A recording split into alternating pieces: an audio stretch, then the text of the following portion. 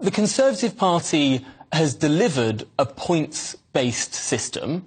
You can no longer blame freedom of movement. You can no longer blame the European Union. The government is in control, and it's promised to get numbers down, and yet they've risen. Why is that? Well, I think one of the things that the points-based system does is actually reward people who want to come here and meet the criteria. It is in the government's hands, as you say, to change what those criteria are, and I think that's one of the things that we need to look at urgently. But I do think it's also important to say that when it comes to what are people in the constituency of Boston and Skegness getting in touch with me on migration about most, it is illegal migration that bothers them more even than legal migration. And certainly we've been looking at some of the elements of illegal migration and indeed of asylum seeking, which for the first time is being included in these figures this year. Do you think that that has a significant impact compared to previous years when these sort of migrants were simply not included in these figures?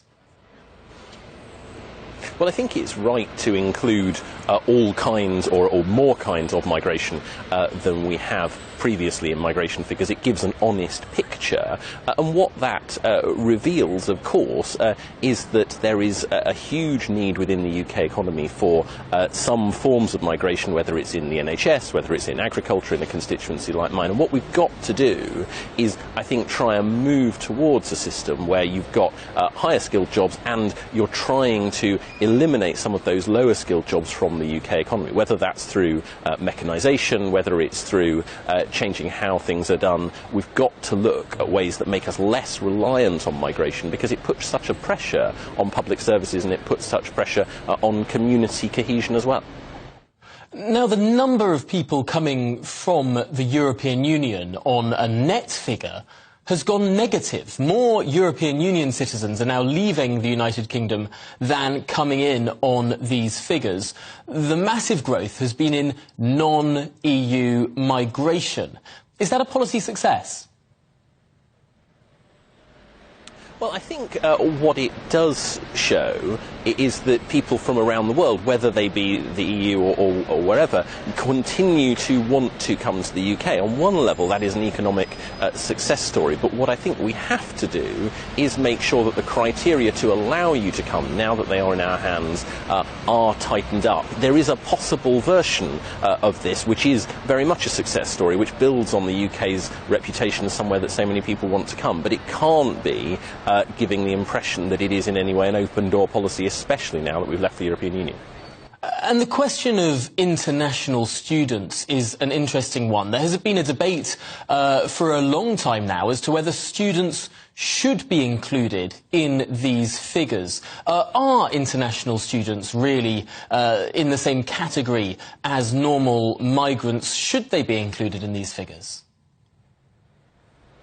Well, I don't think they should, and I think the practical reason is very obvious. They are people who are here for a set period of time. They are very likely to go back to their original countries. That's different from people who come to work as adults, very often extend that period, end up staying for a whole host of reasons. I think in practice what we should be focusing on is the fact that there is a figure with its students included and one without, and I think we should be more focused on the one without, but obviously they are in a different category fundamentally. And just finally, we still do have labour shortages in this country. The number of work visas in this total number that we've got from the ONS this morning is only around 200,000. That's 1/3 of the total number of those coming in net for migration. And yet we know that more than 500,000 people have left the workforce following COVID for whatever reason. This migration simply isn't plugging the gaps, is it?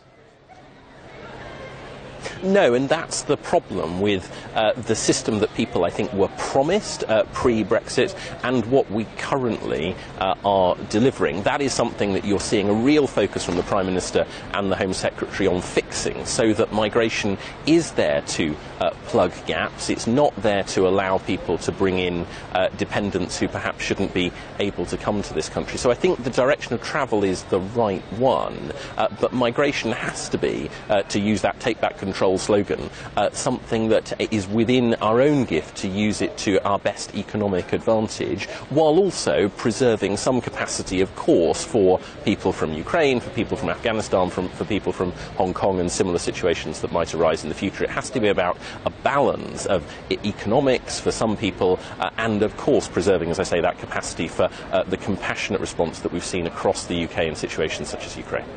And very finally, will you be taking that call to remove students from these figures to the Home Secretary? Well, I think, as I say, the important thing is to make sure that we're honest about the numbers. That means knowing what the numbers are without students included and focusing on that. I think it's important that we have access to both kinds of information, of course, but I do think, as I say, my view and the view that I'll happily communicate to the Home Secretary and the Immigration Minister is that the figure we should be focusing on is the one without students.